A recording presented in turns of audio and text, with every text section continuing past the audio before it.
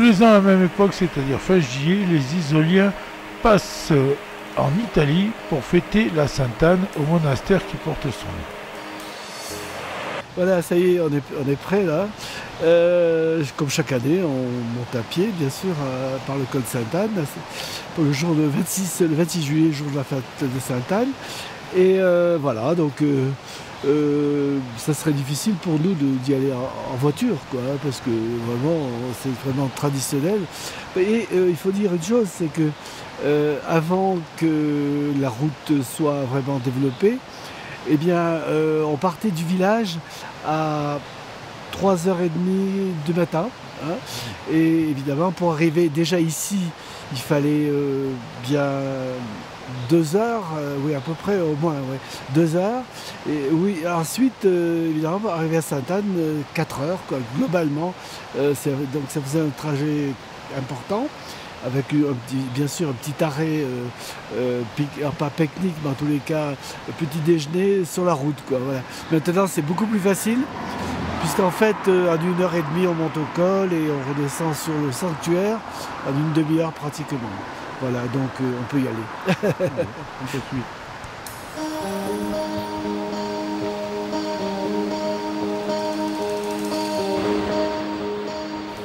Nous sommes au bord du Chastillon, au niveau du Chastelar, et vous allez voir que nous allons rejoindre un oratoire qui s'appelle Sainte-Anne, évidemment, qui est le début du sentier qui part au pas de Sainte-Anne, qui s'appelle la Porticciole pour les Isoliens. Il faut traverser ce pont, et de l'autre côté, il y a une aire de pique-nique très fréquentée en été.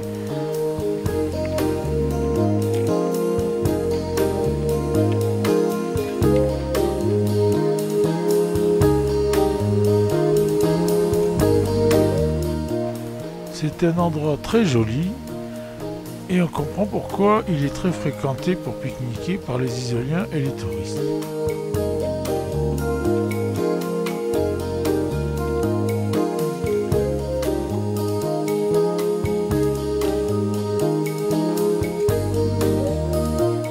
J'ai rencontré un petit peu par hasard quelqu'un qui avait construit cet oratoire, enfin qui avait participé à la construction de cet oratoire. C'est donc un Italien militaire qui, avant la période avant la guerre, était là et qui est retourné en pèlerinage justement pour voir un petit peu comment ça avait évolué, puisqu'en fait donc ce territoire qui était italien jusqu'à 1947 est redevenu français. Et évidemment, c'est assez magique comme évolution. Et pour lui, c'était bien sûr quelque chose de très important parce qu'il avait vécu la guerre.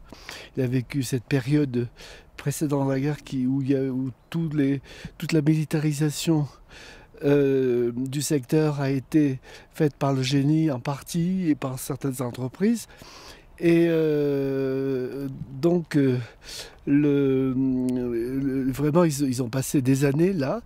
Et entre autres, il y a aussi une deuxième photo qui représente les militaires à la messe, à la chapelle de Chastillon, avec un nombre assez important de militaires, et qui est vraiment extrêmement parlante et qui donne une ambiance lourde, puisqu'en fait tout le coup a été militarisé et la présence de soldats était réellement quelque chose de très important, puisque c'était la préparation de la guerre, enfin on s'y attendait. Et donc ça fourmillait de militaires dans le coin. Voilà, donc j'ai rencontré quelqu'un et il m'a passé une photo justement de lui à ce moment-là. Et voilà, donc il faut que je l'agrandisse et que je fasse un cadre pour la mettre là. Voilà, je m'étais engagé. C'est de là que part vraiment le pèlerinage et vous pouvez constater que ça grimpe tout de suite.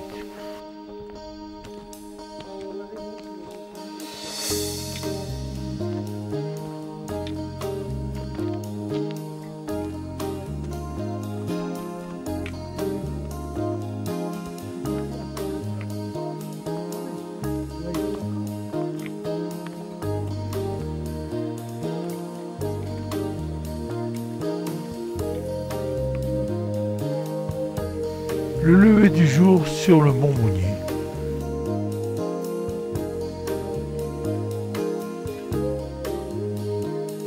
Très vite on domine le paysage et on peut voir la caserne des soldats italiens.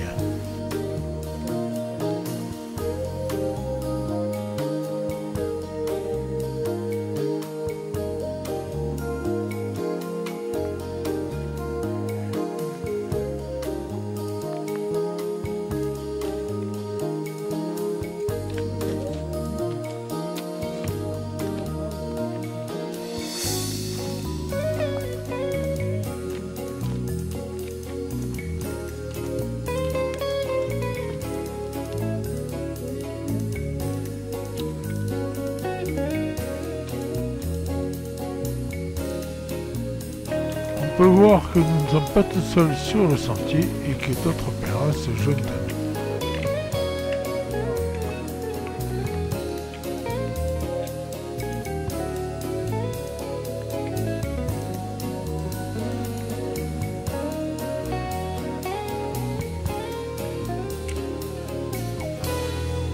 Le Catex qui sert à déclencher les avalanches l'hiver, il y a 81 couloirs sur la route d'Isola.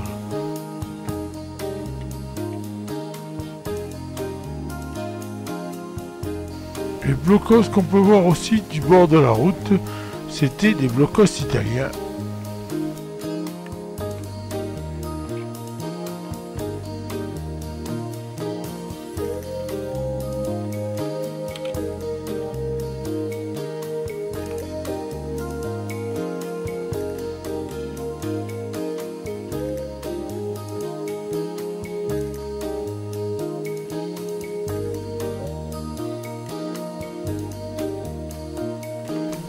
On arrive au dernier tiers de la montée et on commence à apercevoir le pas de Sainte-Anne.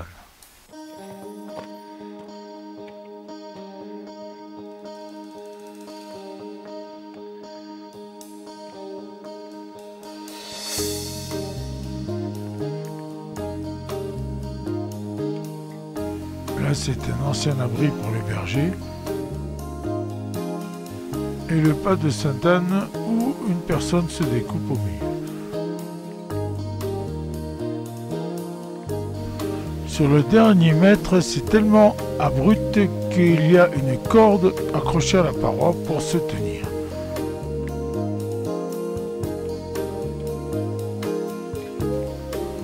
Là, on peut voir le sentier avec la corde et un peu plus haut, la porticciole, c'est-à-dire le pas de Sainte-Anne.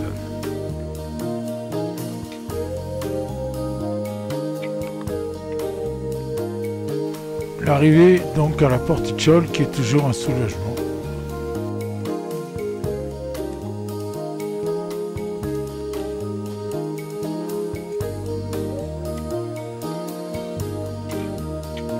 Edmond Clary qui arrive à son tour.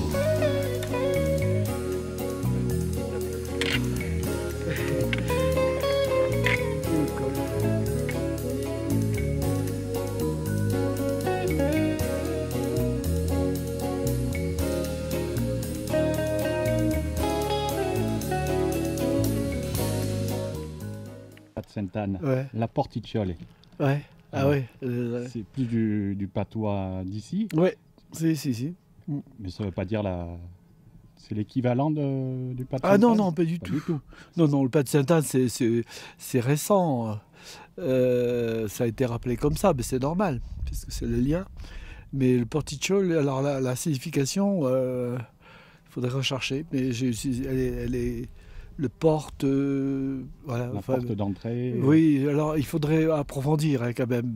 Mais c'est ça en fait. Le porticciole, c'était vraiment l'endroit dans la période vraiment antérieure du passage et la porte justement qui menait une voie directe avec entre le village et le sanctuaire de Sainte-Anne, quoi, hein, bien sûr. Et c'était jamais, d'ailleurs, en souvenir, en mémoire, on disait toujours porticciole en patois. Jamais le pas de Sainte-Anne. C'est un truc qui est moderne, quoi, voilà. Et C'est resté. C'est resté, voilà. C'est resté. Maintenant, évidemment, c'est plus nature, quoi. Enfin, c'est plus direct, enfin voilà. Et on parle plus, malheureusement, très peu le gavotte, le patois franco, enfin pas franco-italien déjà, mais au-delà de ça, occitan, quoi, globalement. Ben, voilà, donc malheureusement, mais c'est comme ça. Voilà. Une fois arrivé à la Porticciole, c'est beaucoup plus facile. Il reste à peu près une demi-heure de marche avant de rejoindre le monastère, comme vous allez pouvoir le voir ici.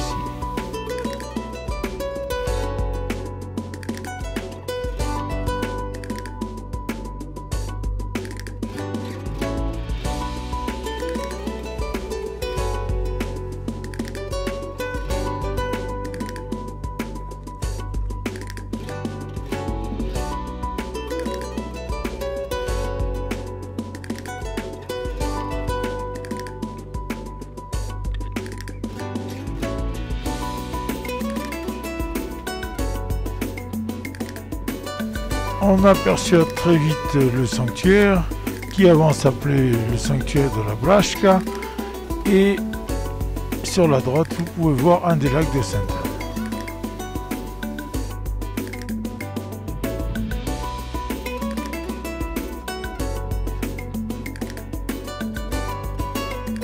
Nous arrivons au rocher de l'apparition, où on peut voir en statue la petite Anna Banis qui a vu l'apparition de la Sainte-Anne et la Sainte-Anne sur le rocher.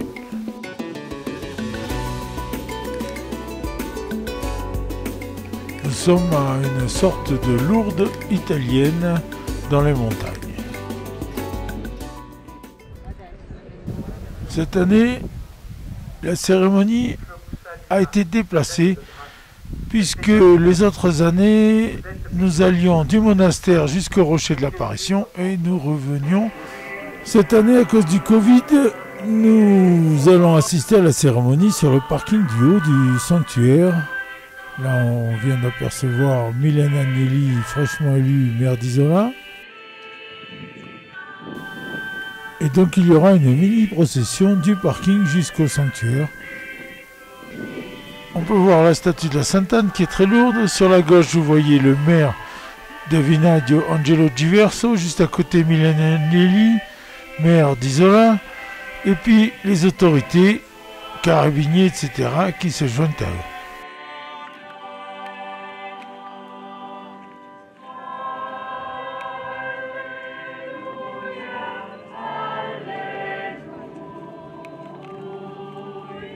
Là, ce sont les pénitents blancs d'Isola qui ont fait le déplacement.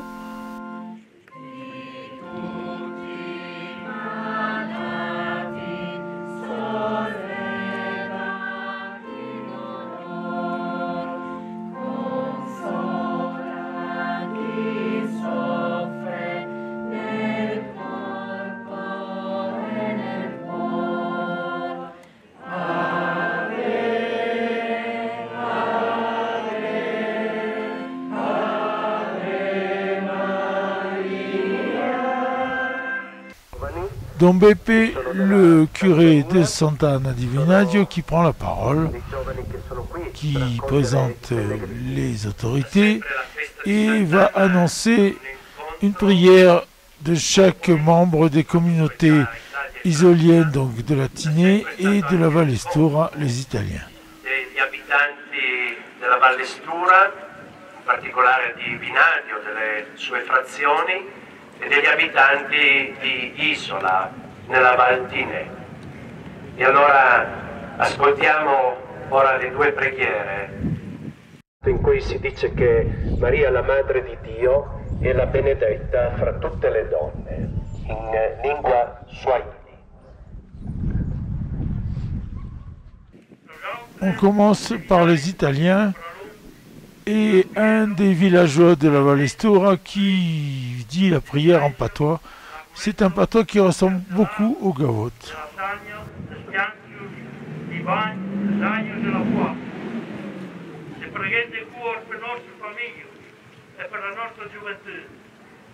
Guarda i nostri paesi da più alto a più basso. Guarda i nostri cittadini del milione.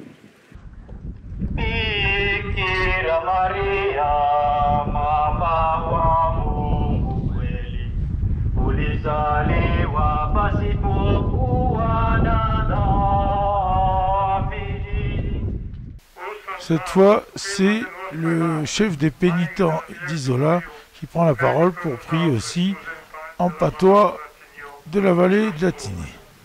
Despide sieclis, tu Gesù Rex, venum a Sant'Anno a pe, in famiglia per lo posticciolo.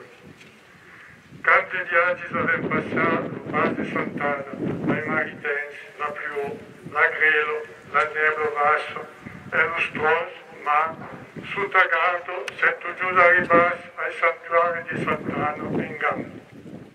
Le maire de Vinadio, juste à côté à gauche, Mylène Agnelli, la maire d'Isola, et son premier adjoint, Pierre Alanga. Le Seigneur est avec vous. Vous êtes bénie entre toutes les femmes. Et Jésus, le fruit de vos entrailles, est béni. Santa Maria, Madre di Dio, prega per noi peccatori.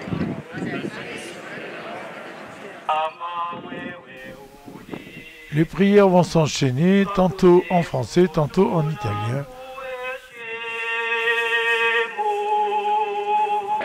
Sant'Anna, modello di obbedienza. Sant'Anna, modello di pazienza.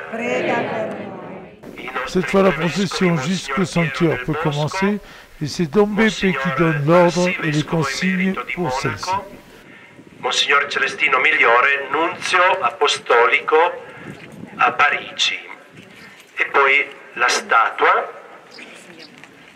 Intanto noi non ci muoviamo perché accogliamo il canto, proprio l'inno che da decenni si canta a Sant'Anna in questo santuario.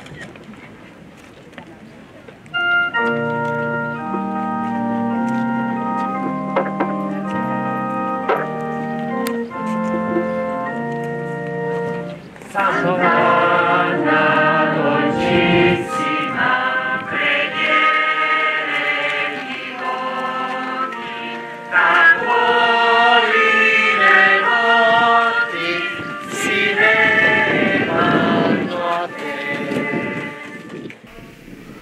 Les pénitents blancs en bonne place devant la statue de Sainte-Anne et les portaires qui se relaient pour porter celle-ci qui est très lourde.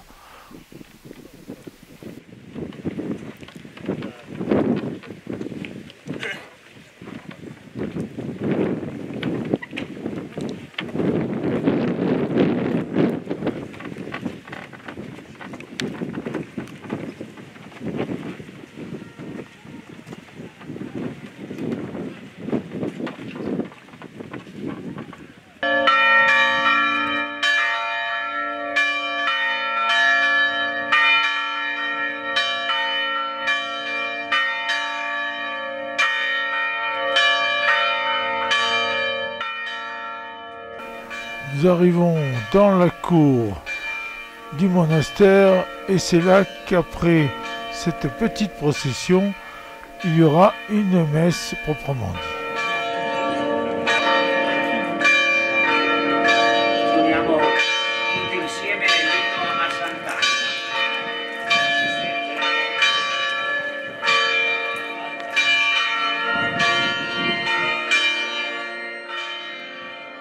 Beaucoup de monde, mais quand même moitié moins que à l'habitude à cause du Covid.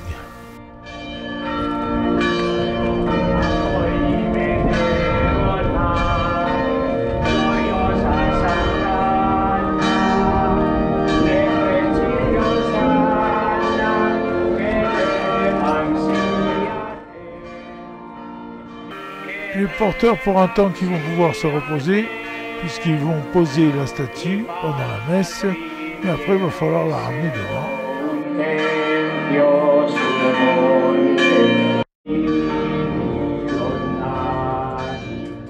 Là on peut voir encore Mylène Agnelli, donc maire d'Isola, et son premier adjoint qui s'installe au premier rang.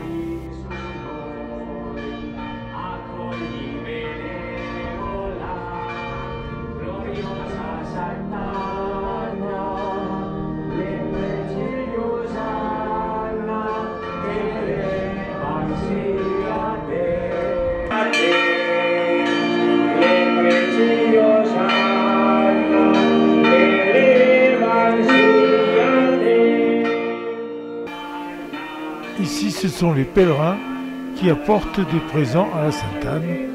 L'église en est pleine. Benedetta fra le madri, gloriosa Sant'Anna, che aveste voi soggetta e obbediente la Gran Madre di Dio, Maria Santissima, ammiro l'altezza di vostra elezione. À l'année prochaine pour une Sainte-Anne et les festivités se déroulent